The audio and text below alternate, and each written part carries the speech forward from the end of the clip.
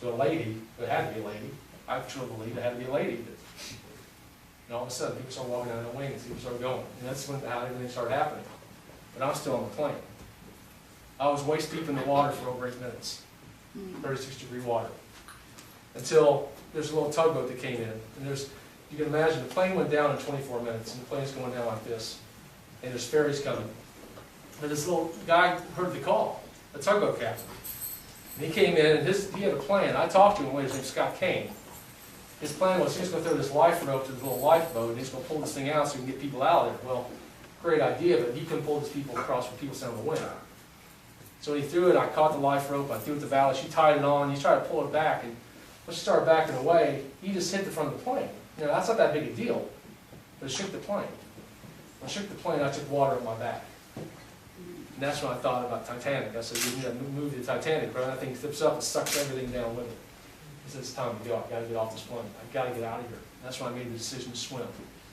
And I jumped and swam to the first ferry I could find, which was all the way into the wing. And I don't know how I got there. Can't only think God gives you that strength and that adrenaline to do what you need to do. Because that's what happened. I just don't know how. I tell folks, if there's kids in this room right now, look them in the eye and say, tell them, one of the biggest lessons out of this is you never know when you have to cash in everything you've learned in life. Either save your life, save somebody's life, or help somebody. Because my parents had enough wisdom to give me swimming lessons when I was a kid. If I didn't have the swimming lessons, I wouldn't be able to swim. See, there's that moment in life when you have to cash in, whether it's biology, English, Spanish, swimming, to save your life. So I got to the ferry, and I couldn't get on the ferry because, hey, like, if anybody knows anything about those ferries, all they're there for is to take people back and forth to Jersey, New York, Staten Island, Liberty, Statue of Liberty. I'm not going to rescue people. But they had this little thing, and I put my backside in, and the guy goes, you got to climb, you got to climb. And I'm like, I can't. But my mother's worst word she hated was can't. And she kept always told us, if you can't, you must. That's how she taught us. You can't do something, you got to do it. So I put one arm up, and I had two angels pick my arms up and pick me up on this ferry and just threw me across this ferry. I'm sliding through this ferry now. And I get on this ferry. That's not what the story really is. But I'm still not back to shore yet. But this is where the Red Cross comes in. Because as soon as we got to shore, I went to the Jersey side. And I talked to the guy who put the plane together. This side of the plane went to New York. This side of the plane went to Jersey. I went to Jersey. When we got there, I couldn't walk. I was frozen. And 3 people met me. 2 EMTs, and a guy from the American Red Cross. And that guy from the American Red Cross had his blanket. Now, it wasn't this pretty. It was all wrapped up, but he had a blanket for me. That's why I speak nationally for the Red Cross. They were there the moment I got to shore. They carried me in. These people had to carry me into this triage room. They called it a triage room because it was just a room. But it was where they put people like myself who've been in the water. And they stripped my clothes off and down to my skivvies, and that's when it started getting pretty wild. Because like 6 or 7's in this room, and there's a naked lady here, and a guy with skivvies on here, I'm on skivvies. We're all looking around like, what's going on now? There's a lot of stuff going on, right? But they finally took my blood pressure. It was 190 over 120, and they thought I was going to have a heart attack or a stroke. So they got me out of there. And that's when the media hit. And my picture all of a sudden was all across the world. But got to the hospital, 40 people from Palisades Medical Center were there waiting for me.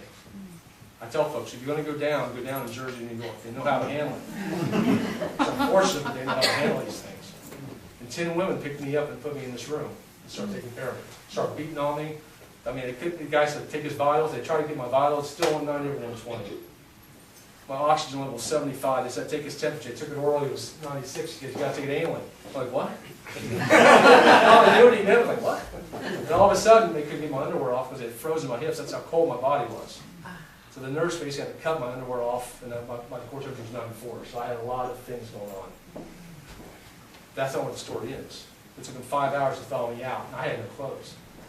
Someone in the middle of the night brought me some clothes, even though they were ugly sweats and ugly shoes. Someone from the Red Cross got up in the middle of the night and brought me some clothes. So I could at least do the interviews the next morning.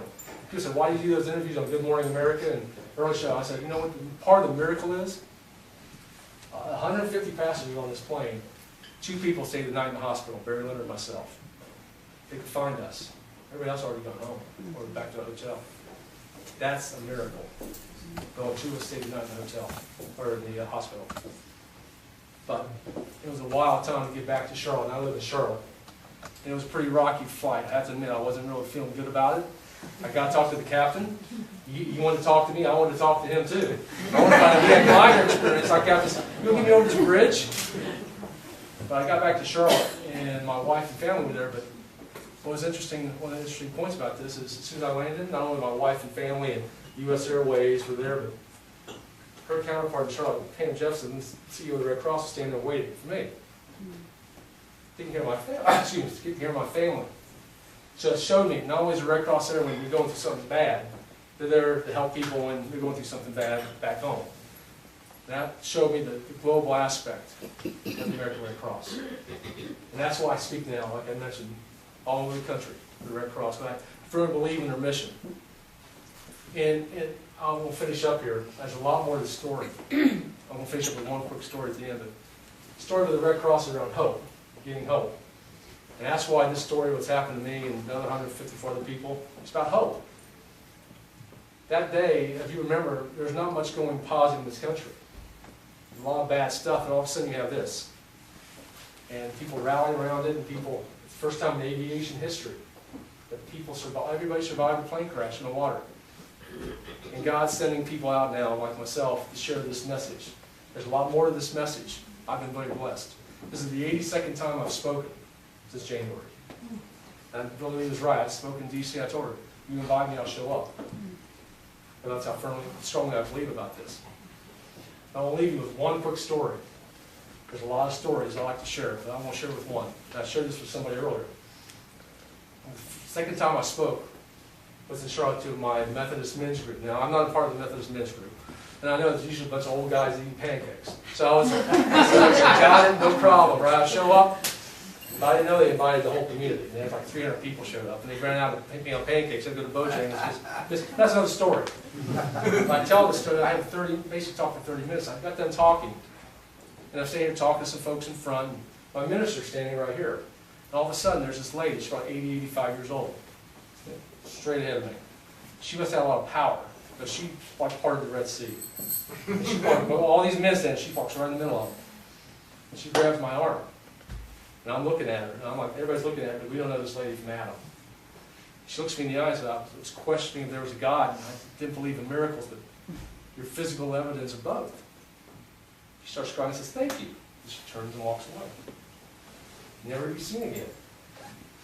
And these people are crying, I'm welling up, my minister's looking at me, I'm looking at him, I don't know what to make of it, but that was the first moment I knew that what happened to me had impact. And I knew they would share the story, not only about God's grace, about the Red Cross, about the first responder, about this whole experience, because this is a message of hope, and that's what the Red Cross gives. So I appreciate if you support the Red Cross. Billy, I thank you so much. There's a lot more to the story.